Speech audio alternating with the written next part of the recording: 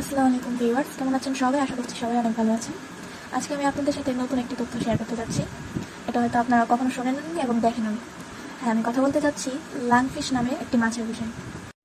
Lungfish এমন এক ধরনের মাছ যা প্রকৃতির এক বিরল বিস্ময়। পৃথিবীর অন্যান্য সাধারণ মাছের তুলনায় এটি অনেক বেশি বিশেষ, কারণ এটি পানিতে যেমন বাঁচতে পারে তেমনি স্থলেও কিছু সময় টিকে থাকতে সক্ষম।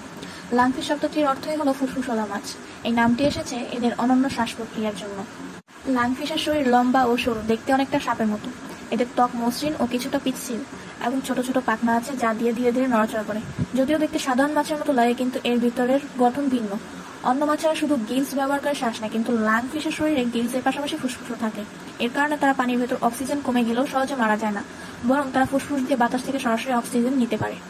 বিশেষ করে আফ্রিকা ও অস্ট্রেলিয়ার গ্রীষ্মমণ্ডলীয় অঞ্চলে যখন খরার সময় নদী নালা শুকিয়ে যায়, তখন লাংফিশ আশ্চর্য এক কৌশল ব্যবহার করে। তারা কাদার মধ্যে গভীর গর্ত করে সেখানে ঢুকে পড়ে। তারপর শরীরের চারপাশে এক ধরনের শুষ্ক আবরণ তৈরি করে নিজেকে রক্ষা করে। এই অবস্থায় তারা শ্বাস নেয় ফুসফুসের সাহায্যে এবং এক প্রকার ঘুমন্ত অবস্থায় চলে যায়। এই প্রক্রিয়াকে বলে অ্যাস্টিভিটেশন। অনেক সময় এরা কয়েক মাস, এমনকি 2-3 বছর পর্যন্ত পানি ছাড়া বেঁচে থাকতে পারে। বৈজ্ঞানিকভাবে লাংফিশ প্রজাতি প্রাচীন যুগের জীবদের সঙ্গে ঘনিষ্ঠ সম্পর্কযুক্ত। বর্তমানে পৃথিবীতে লাংফিশের মোট 6টি প্রজাতি পাওয়া যায়। আফ্রিকায় 4টি, দক্ষিণ আমেরিকায় 1টি এবং অস্ট্রেলিয়া 1টি। প্রতিটি প্রজাতির জীবনযাপন ও আচরণ কিছুটা ভিন্ন হলেও তাদের সবার মধ্যে একই আশ্চর্য বৈশিষ্ট্যটি একই: জল ও স্থল দুই জায়গাতেই টিকে থাকার ক্ষমতা।